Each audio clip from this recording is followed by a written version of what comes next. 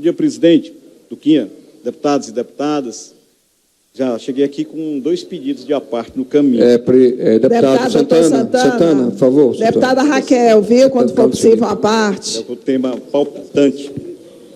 Começar aqui para esfriar os ânimos com um texto bíblico que diz o seguinte: o justo viverá da fé, porque do céu se manifesta a ira de Deus sobre toda a impiedade e injustiça dos homens. É incrível como a roda da história gira rápido, muitas vezes nos surpreendendo. Eu tenho dito aqui, inúmeras vezes, que o nosso regime, o regime democrático capitalista, o regime democrático burguês, o regime democrático dos ricos, ele ruiu, ele está completamente desmoralizado. Deputado Carlos Felipe, nós estamos vivendo em uma falsa democracia, aonde a gente pensava que os que estavam sendo eleitos eram pela vontade soberana do povo, pela vontade legítima dos trabalhadores, trabalhadoras, do povo de forma geral, mas não era assim que ocorria. Os eleitos, não todos, mas na sua grande maioria, eram resultado da distorção dessa vontade soberana, corrompidas pela compra descarada de voto, pelo abuso do poder econômico. E foi isso que ocorreu no Brasil ao longo de todos esses anos.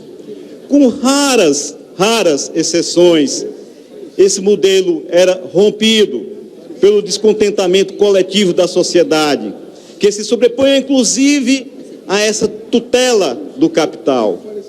E as empresas descobriram isso há muito tempo. Esse esquema de corrupção, que hoje a gente diz, estamos escandalizados com o que está ocorrendo, isso vem desde o começo da República. Já foi muito pior. Todo mundo ouviu a história e se falar do voto de cabresto. E nas prefeituras de antigamente, quando se trocava o voto por um prato de alimento, e depois passou a comprar voto por 50, por 100 reais, e esse dinheiro vinha do investimento que as empresas faziam para eleger as suas bancadas e parlamentares, para lá dentro da Casa Legislativa fazer a defesa dos seus interesses. É isso que ocorre no país. E é a ruptura do Estado democrático. E para sair desse processo, somente com o povo participando dele. Mas o povo não pode participar com as regras que estão colocadas aí. É preciso mudar essas regras, de tal forma que seja afastado o máximo possível a influência do capital no processo eleitoral, sob pena da gente trocar 6 por meia dúzia.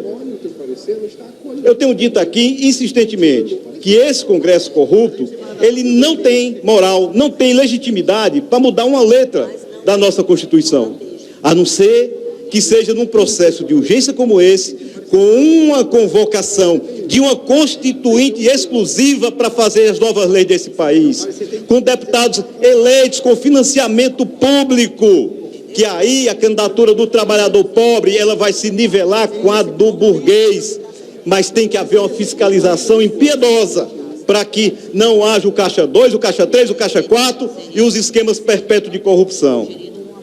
Essa é a linha que nós damos. Aliado a isso, um projeto nacionalista de defesa do país, que vai se contrapor ao que está sendo posto em prática por Michel Temer, que foi golpe o que fizeram contra Dilma. O impeachment sem razão numa mulher honesta é golpe, e foi um golpe que se fez contra Dilma para poder implantar as medidas que são contra os trabalhadores do projeto neoliberal que é representado por Michel Temer e sua quadrilha. Nós precisamos contrapor de forma clara a ele, defendendo a nação, defendendo o petróleo pré-sal, defendendo de forma dura e radical a nossa democracia, defendendo, sobretudo, o direito do povo eleger o seu presidente. Michel Temer chegou pelo golpe. A segunda fase do golpe é fazer com que esse Congresso ilegítimo eleja o sucessor eventual dele após a sua queda. Então, esse é o caminho. Esse é o caminho. E eu quero continuar dizendo, e da mesma forma como falo, quando defendo o PT das acusações injustas, e reconhecendo que, inclusive, tem pessoas que merecem ser punidas, que em todo canto tem gente séria e tem gente ruim. E como disse o deputado Ferreira um dia desse aqui, esse problema da corrupção, ele é um problema universal. Ele extrapola os limites das nações, das instituições, e que no Brasil, o que nós precisamos, de fato, é acabar com essa cultura de corrupção, acabar com a impunidade e fazer com que a lei ela sirva para todos, sem discriminação e sem proteção, sem ser ações seletivas, onde a gente usa a lei para perseguir os adversários políticos e a mesma lei você usa para cobertar os nossos aliados. Se usa para cobertar os aliados e para perseguir aqueles que são adversários. Então, acho que a primeira questão é que a justiça seja muito transparente e que seja dada a todos o direito à ampla defesa, ao contraditório, mas separando o que é ilação feita contra um e o que são denúncias com provas robustas, deputada Raquel, como é o caso que envolve o presidente golpista e ilegítimo, Michel Temer, e hoje a situação do senador Aécio Neves, aonde, inclusive, do jornalista Luiz Nassif, um dos blogueiros mais conceituados do país, jornalista de muita fama e de outros do mesmo naipe, de que o senador Aécio Neves estaria envolvido também com o narcotráfico. Essa é a suspeita mais grave que está colocada contra ele. Um homem desse deve ser banido imediatamente do partido, porque eu tenho certeza que ele é um corpo estranho lá, que iludiu a todos até esse momento, que enganou a nação. Então, eu acho que é preciso a gente ter muito clareza nas coisas, o que é o debate ideológico e separar nisso aqueles que se infiltraram na política com outras intenções. Ao povo que me escuta, agora é a volta do cipó de aroeira no lombo de quem mandou dar.